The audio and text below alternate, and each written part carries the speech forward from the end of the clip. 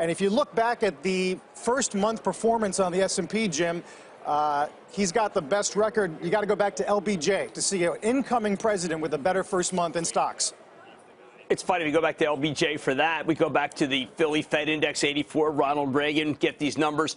But I got to tell you, look, I'm not a Sports Illustrated jinx guy, but when I saw Donald Trump actually talk about either the coincidence or maybe saying, listen, this is me, and when we get to the taxes, the rollout, I said, don't jinx the darn thing. I mean, come on, it's been going higher. And I do think, and David, you got to address this. He's talking about even before the tax plan rollout. David, every day the tax plan rollout seems to disappear on the horizon. Yeah, well, there's a lot of other things that seem to be coming before the tax plan rollout. I don't even know what that means, rollout. So they're going to roll out their version of what they'd like to see, I guess. That's, I guess, what we can assume, right, Jim? That's what rollout means, because it's not as though it's going to happen.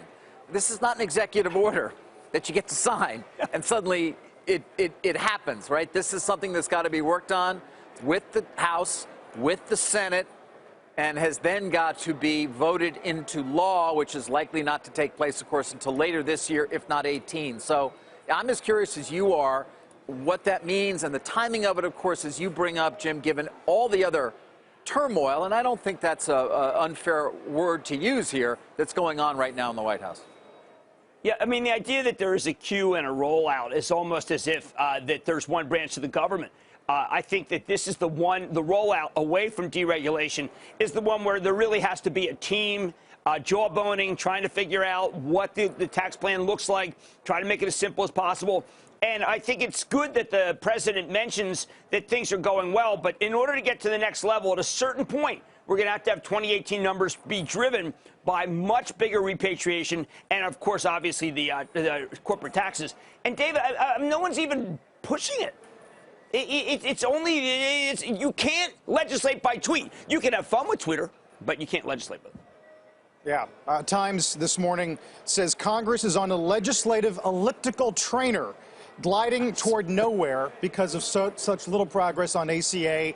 We haven't heard a thing about infrastructure, really. Obviously, the complications about taxes, which we'll get to. And yet, here's the Times this morning, Jim, finally taking a crack at what we talk about every day, which is why stocks just don't care. Investors tune out the worrying headlines, as David just referenced, what is essentially all-out war now between the White House and the intelligence community. Well, look, in the end, we're stuck with companies like Cisco that reported last night, and the quarter was really very, very good. A major turn in business post the election. Literally one of these things where you say to yourself, okay, I read this quarter, Trump isn't involved. Obviously, they have $71 billion overseas. Wow, what a windfall. They can bring it back. But the fact is that business is strong.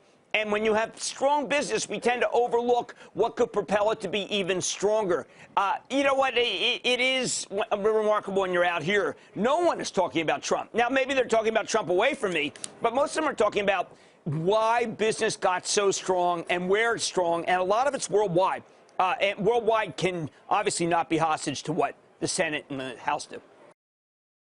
Hey there, thanks for checking out CNBC on YouTube. Be sure to subscribe to stay up to date on all of the day's biggest stories. You can also click on any of the videos around me to watch the latest from CNBC. Thanks for watching.